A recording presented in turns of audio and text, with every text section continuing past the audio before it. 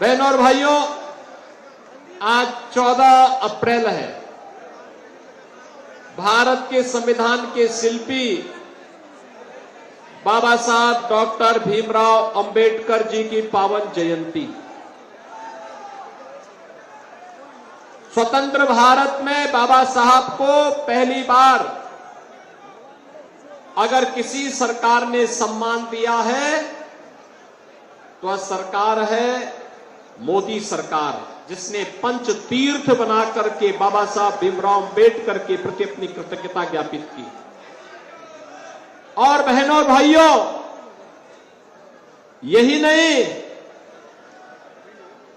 500 वर्षों का इंतजार तो आपका समाप्त कराया कि अयोध्या में प्रभु राम को विराजमान कर दिया, लेकिन प्रभु राम को विराजमान करने के पहले अयोध्या के अंतर्राष्ट्रीय इंटरनेशनल एयरपोर्ट का नामकरण महर्षि वाल्मीकि के नाम पर भी करने का काम किया गया।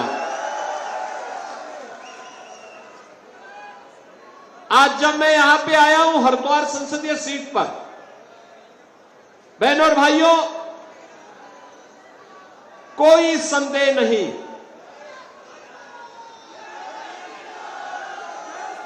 लेकिन जीत ऐसी होनी चाहिए जो ऐतिहासिक हो। इसकी अपील करने के लिए मैं आपके पास आया हूं। अपील करने के लिए इसलिए आपके पास आया हूं, त्रिवेंद्र जी ने अखिल भारतीय विद्यार्थी परिषद से अपने सार्वजनिक जीवन की शुरुआत की।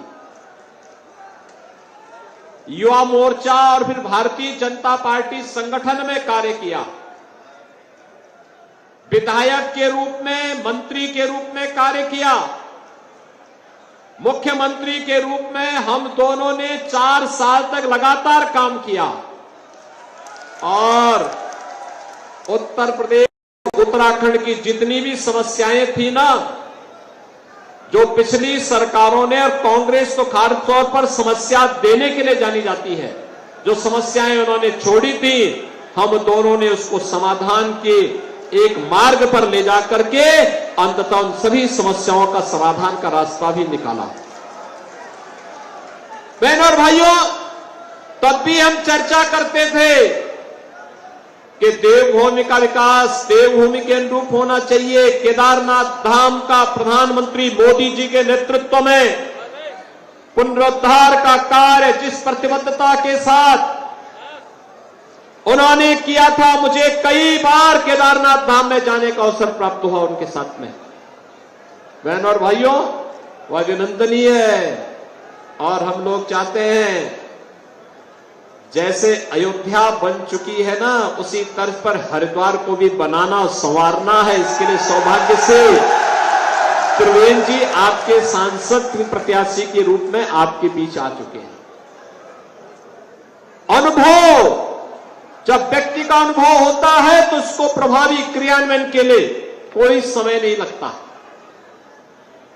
ये देश आज जो लाभ प्राप्त कर रहा है, मोदी जी ने लंबे समय तक गुजरात के मुख्यमंत्री के रूप में जो अनुभव अर्जित किया, उस अनुभव का लाभ आज पूरा देश ले रहा है। दुनिया के अंदर भारत का सम्मान बढ़ा है, भारत के पासपोर्ट की कीमत बढ़ी है, भारत की सीमाएं सुरक्षित हुई हैं।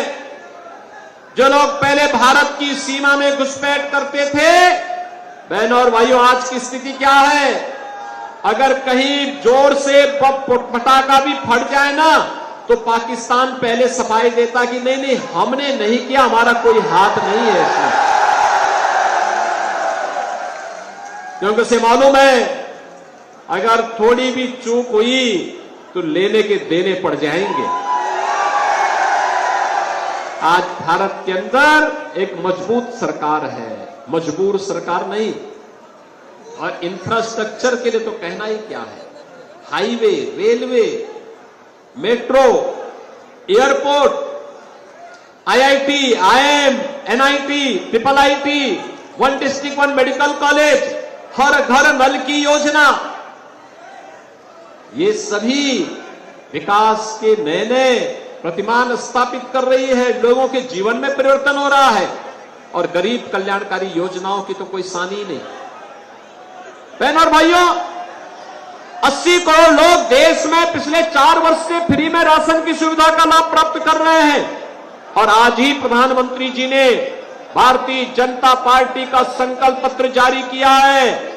विकसित भारत की संकल्पना पर आधारित यह संकल्प पत्र इस बात को दोहरा रहा है कि हमें आत्मनिर्भर भारत बनना है। 80 करोड़ लोगों को अगले 5 वर्ष तक फ्री में राशन की सुविधा का लाभ देने के लिए भारतीय जनता पार्टी प्रतिबद्ध है। 60 करोड़ लोगों को 5 लाख रुपए की स्वास्थ्य बीमा का कवर, यह मोदी जी की गारंटी का हिस्सा है, मिल रहा है। 50 करोड़ लोगों के जनधन अकाउंट खुल गए। 12 करोड़ किसानों को प्रधानमंत्री किसान सम्मान निधि का लाभ मिल रहा है।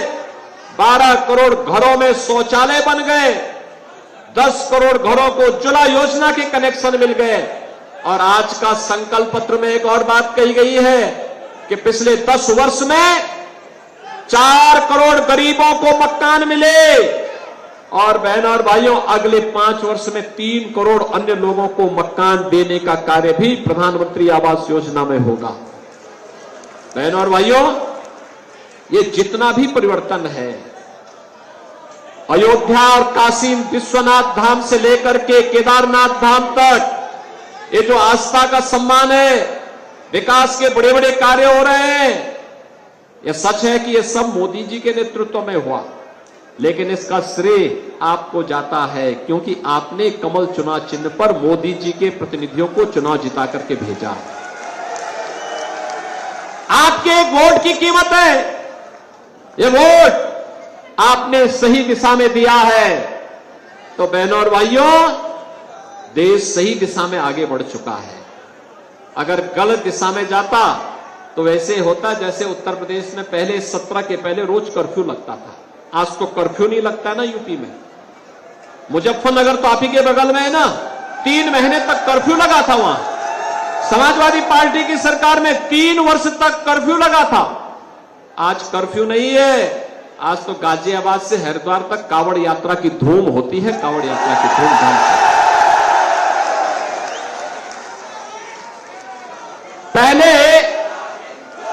पहले लोग इस बारे में कहते थे, पहले लोगों को इस बारे में चिंता होती थी कि क्या होगा, कैसे सुधरेगा यूपी।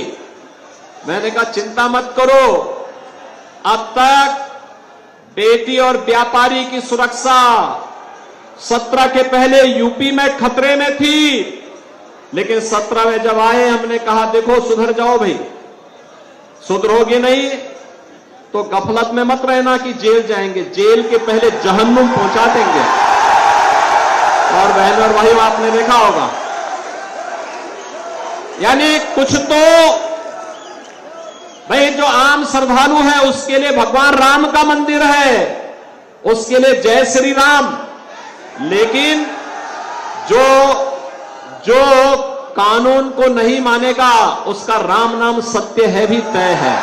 और आपने देखा होगा ना कैसे हो गया, कुछ तो राम नाम सत्य हो गए और कुछ स्वयं ही अपनी मौत ही मर रहे हैं।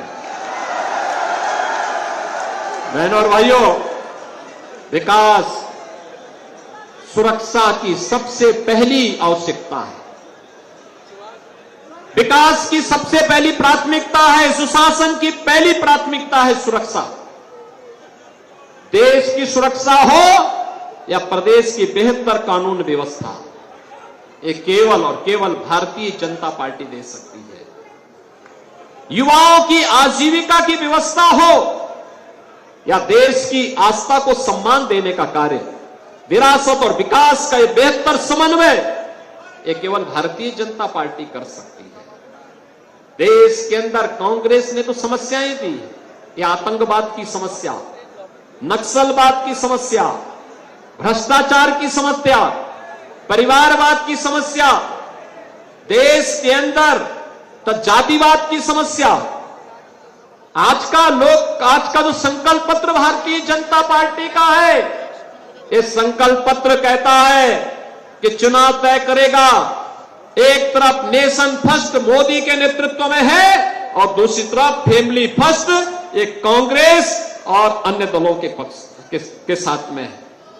वे लोग फैमिली फर्स्ट को प्राथमिकता देते हैं, एक परिवार से उभर नहीं पाते, और भारतीय जनता पार्टी सब कुछ राष्ट्र के लिए समर्पित है। त्रिवेंद्र सिंह रावत जी तो कई वर्षों तक राष्ट्रीय स्वयंसेवक संघ के प्रचारक के रूप में कार्य करते रहे। अरे उस बच्चे को भेज दो ऊपर, भेज दो उस बच्चे को ऊपर।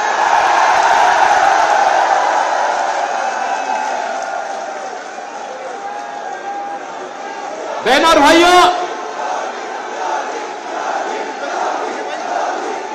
भाइयों,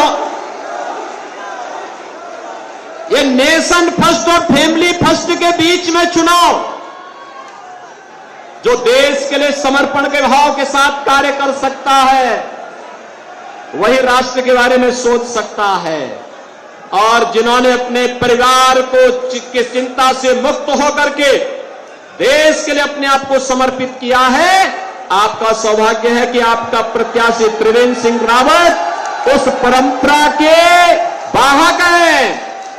उन्होंने कई दशक केवल और केवल इस बात के लिए समर्पित किए थे कि बहनों और भाइयों कि हम अपने देश के लिए जिएंगे, अपनी मातृभूमि के लिए, अपनी संस्कृति के लिए, उसके संवर्धन के लिए अपना जीवन समर्पित करेंगे।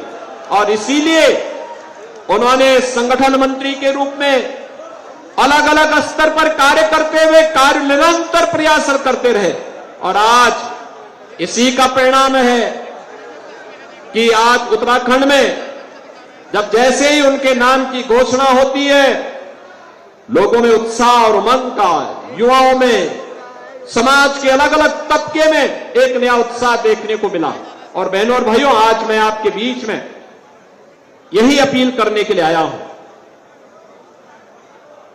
उत्तर प्रदेश और उत्तराखंड विकास की एक साझी परंपरा को लेकर के चलेंगे, एक साझी परंपरा को लेकर के, और उत्तर प्रदेश के अंदर हमें विकास भी करना है, सुरक्षा भी देना है। बहनों और भाइयों, सुरक्षा का जितना बेहतर माहौल उत्तर प्रदेश में होगा, उसका सर्वाधिक लाभ उत्तराखंड को प्राप्त होगा। और मैं आपको इस बात के लिए कह सकता हूं, कुछ लोग ये बोलते हैं कि उत्तर प्रदेश में कार्रवाई हो रही है, तो ऐसा तो नहीं होगा कि ये सब अपराधी माफिया उत्तराखंड में भागे। मैं कहता हूं, देखो, मैं उसको इस लायक ही नहीं छोड़ूंगा कि वहां से निकलकर इधर आ सके, इस लायक ही नहीं छोड़ेंगे।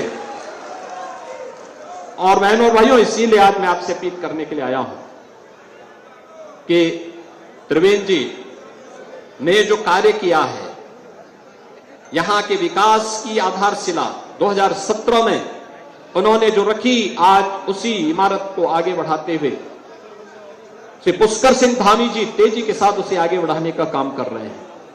विकास की और विरासत की इस परंपरा को आगे बढ़ाने का जो शुरुआत उन्होंने 17 में प्रधानमंत्री मोदी जी के कारण प्रारंभ किया था, आज बहनों और भाइयों, हरिद्वार में उस व्यवस्था को और अच्छे ढंग से आगे बढ़ाने की आवश्यकता है। और इसीलिए आज मुझे आपके बीच में विशेष रूप से आने की आवश्यकता पड़ी है, क्योंकि मैं जानता हूं वैसे भी आपका आशीर्वाद भारतीय जनता पार्टी को यहां पे प्राप्त हुआ था। हमारे माननीय निशंक जी यहां से लोकप्रिय सांसद के रूप में उन्होंने एक शानदार पारी खेली, केंद्र में मंत्री के रूप में, शिक्षा मंत्री के रूप में देश को नई राष्ट्रीय शिक्षा नीति भी दी, और आज उन्हीं के आशीर्वाद से यहां पर त्रिवेंद्र जी फिर से आप सबके आशीर्वाद प्राप्त करने के लिए भारतीय जनता पार्टी के राष्ट्रीय नेतृत्व ने उन्हें आपके पास भेजा है।